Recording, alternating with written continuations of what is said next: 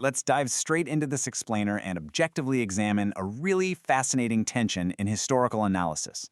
We're looking at the stark contrast between modern, apologetic public relations scripts and the raw, classical texts of Islamic history. The author of our source text, who is actually a former practitioner in the so-called Dawah trenches, which just means the practice of preaching and inviting people to the faith, invites us to audit the very texts they use to teach.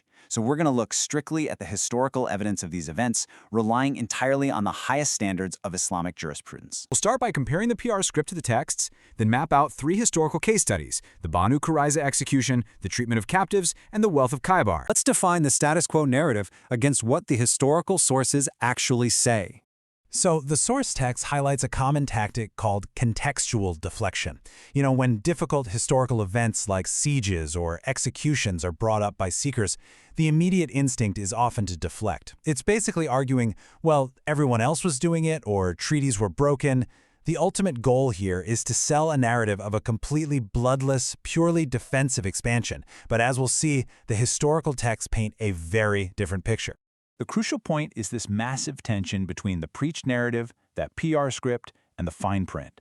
And just to be clear, we aren't looking at outside criticisms here.